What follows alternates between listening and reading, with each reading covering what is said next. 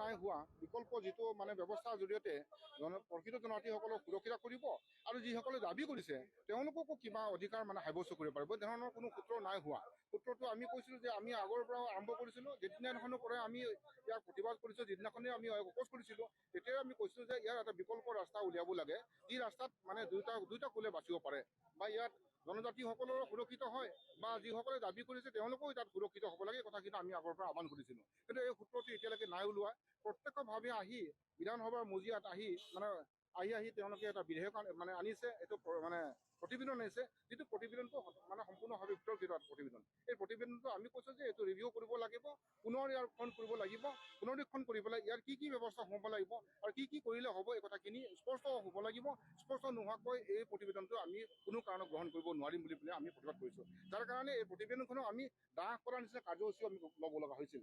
আমি সেইকাৰণে আহ্বান কৰিছোঁ, যিসকলে দাবী কৰিছে জনজাতি তেওঁলোককো আমি আহ্বান কৰিছোঁ যে আপোনালোকে জনজাতি নহয়, তেওঁলোকে যিহেতু অবিচিতি আছে, অবিচিতে তেওঁলোকক অধিক পৰিমাণৰ তেওঁলোকক সুৰক্ষিত কৰি পেলাই তেওঁলোকৰ ৰাজনৈতিক সুৰক্ষা হওক, তেওঁলোকৰ সমাজৰ কাৰণে সুৰক্ষিত হওক, তেওঁলোকৰ অন্যান্য যি সুবিধা আছে তাতে তেওঁলোকক সুৰক্ষিত কৰিবৰ কাৰণে তেওঁলোকক আমি আহ্বান জনাইছোঁ। তেওঁলোকে সেই কথাটো বুজি লোৱাটো ভাল আৰু তেওঁলোকক আমি মিডিয়াৰ জৰিয়তে আপোনালোকক আমি আহ্বান জনাইছোঁ যে এই কথাখিনি জানেক জনজাতি হ'বলৈ হ'লে ই সংঘাত হ'ব আৰু সংঘাত যদি হয় তেনেহ'লে যি মানে মধ্য যিটো মানে মানুহ থাকিব, য'ত তেওঁলোকে মানে ছেকেণ্ড পাৰ্চনে সেইটো মানে তেওঁলোকে এইটো গ্ৰহণ কৰিব সুযোগটো।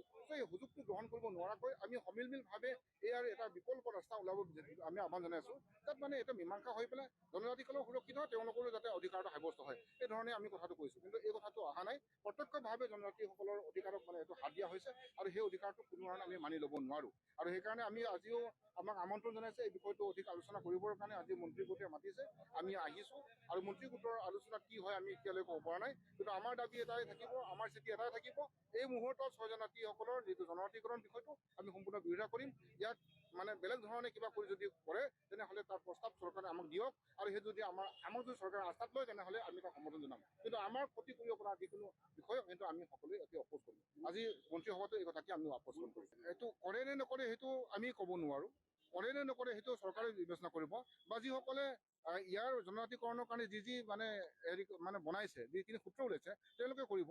আমি কৈছোঁ যে ছয় জনজাতি এই মুহূৰ্তত প্ৰকৃত জনজাতিসকলকৈ বহুগুণে আগবঢ়া, সামাজিকভাৱে, ৰাজনৈতিকভাৱে, অৰ্থনৈতিকভাৱে বিভিন্ন ধৰণৰ শিক্ষা দীক্ষা সকলো ধৰণে তেওঁলোকে আগবঢ়া আৰু তেওঁলোকক যদি এই পিছপৰা মানুহখিনিৰ লগত লগাই দিয়ে তেনেহ'লে এটা কথা আছে কি, পুখুৰীত যদি ডাঙৰ মাছ থাকে সৰু মাছক খাই দিয়ে, এই কথাটোৱে আমাৰো মানে আৰম্ভ হ'ব। ডাঙৰ মাছে সৰু মাছক খাব, ডাঙৰ জনজাতিয়ে মানে সৰু জনজাতিক খাই পেলাব। গতিকে আমি এইটো শংকিত হৈছোঁ আৰু এই শংকাটো দূৰ কৰিবৰ কাৰণে আমি কৈছোঁ যে আমাক নিৰাপত্তা দিবৰ কাৰণে চৰকাৰে, আমাক সুৰক্ষা কৰিবৰ কাৰণে চৰকাৰে এটা সূত্ৰ উলিয়াব লাগিব আৰু যিসকলে দাবী কৰিছে তেওঁলোকে এই সূত্ৰটো উলিয়াব লাগিব, তেতিয়াহে আমি এই কথাটোত মানি ল'ব পাৰিম।